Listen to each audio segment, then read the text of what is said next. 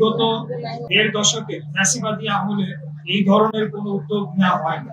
বুড়িগঙ্গা তার হারানো ঐতিহ্য ফিরে পাবে। এই নৌকাবাহিনী প্রমাণ করে যে না, আমরা বুড়িগঙ্গাকে কতটা ধারণ করছি। দীর্ঘদিন ঢাকা একটা নির্জীব অবস্থায় পড়েছিল, ঢাকাকে আবার পুনর্জীবিত পুনর্জাগরণ আমরা করতে চাই। যে আয়োজনের কথা প্রশাসক বললেন, এটা সত্যিকার অর্থে বাংলাদেশের মানুষের গর্বের জায়গা। এই ঢাকা একদিনে প্রতিষ্ঠিত হয়নি, 416 বছর পার করেছে, পুরনো সভ্যতার অংশ। এই উপমহাদেশে একসময় ঢাকা ছিল সংস্কৃতি বিকাশের কেন্দ্র। আমরা যদি ঢাকার ঐতিহ্য খুঁজি, আমরা যদি 400 বছর ধরে ঢাকাকে কিভাবে দেশকে মহিমান্বিত করেছে, অঞ্চলকে মহিমান্বিত করেছে, বহির্বিশ্বে বাংলাদেশের সংস্কৃতিকে রিপ্রেজেন্ট করেছে, তার ঐতিহ্য কিন্তু ঢাকাতে আছে এবং ঢাকা সেটা ধারণ করে। কিন্তু আমরা সেভাবে বিকশিত হতে পারিনি এই উপমহাদেশে অথবা এই আঞ্চলিক বা বিশ্ব পরিমণ্ডলে। সিটি কর্পোরেশন সেই উদ্যোগ নিয়েছে, এই জন্য আমার পক্ষ থেকে ধন্যবাদ। আমিও ঢাকার একজন মেম্বার অফ পার্লামেন্ট, এই দায়িত্ব আমারও রয়েছে। যে কোনো সহযোগিতা অথবা পাশে থাকা আমার কর্তব্যের অংশ মনে করি, এবং আমিও বাংলার ঐতিহ্য এবং সংস্কৃতিকে লালন করি, ধারণ করি। সবার আগে বাংলাদেশ, হৃদয়ে বাংলাদেশ, সংস্কৃতি আমার পরিচয়, বাংলাদেশই আমার গর্ব। এভাবেই আমরা কিন্তু রাজনীতি করেছি এবং বাংলাদেশের মানুষ, ঢাকা মানুষ আমাদেরকে সাদরে বরণ করেছে। বুড়িগঙ্গা আজকে আমি আসার সময় দেখলাম অনেকটা দূষণ মুক্ত। এখানে কিন্তু আমরা অনেকগুলি ইনিশিয়েটিভ নিয়েছি, অনেক অংশে মুক্ত। বুড়িগঙ্গা তার হারানো ঐতিহ্য ফিরে পাবে। এই নৌকাবাহিনী প্রমাণ করে যে না, আমরা বুড়িগঙ্গাকে কতটা ধারণ করছি।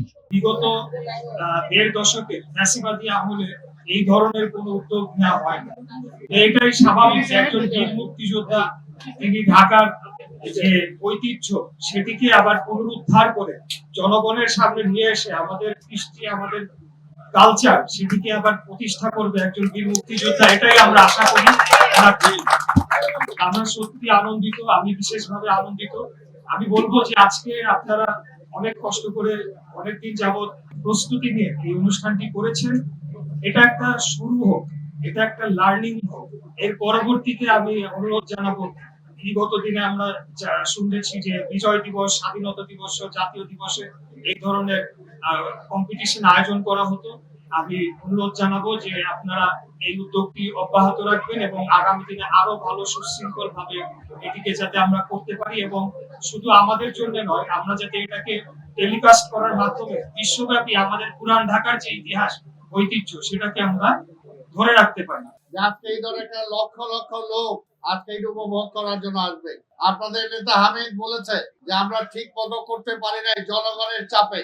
জনগণ এত নৌকা নিয়ে নেমে গেছে যে আসলে নৌকা বাইচ হওয়ার জন্য যে পরিবেশ দরকার সেই পরিবেশটা আমরা করতে পারি নাই। দীর্ঘ বহু বছর পর যেহেতু এটা অনুষ্ঠিত হয়েছে, যে ভবিষ্যতে ইনশাল্লাহ ঢাকা শহরে সবাই মিলে, ঢাকা শহরে আমরা যতজন এমপি আছে, মন্ত্রী আছে, আমাদের নেতৃবৃন্দ আছে, সবাই মিলে ইনশাল্লাহ আরো ভালো অনুষ্ঠান আমরা করব ইনশাল্লাহ। আপনাদের সবার অংশগ্রহণের মধ্য দিয়েই ঢাকা আবার পুনর্জীবিত হবে। দীর্ঘদিন ঢাকা একটা নির্জীব অবস্থায় পড়েছিল, ঢাকাকে আবার পুনর্জীবিত পুনর্জাগরণ আমরা করতে চাই এবং সেখানে আপনাদের সবার সহযোগিতা চাই।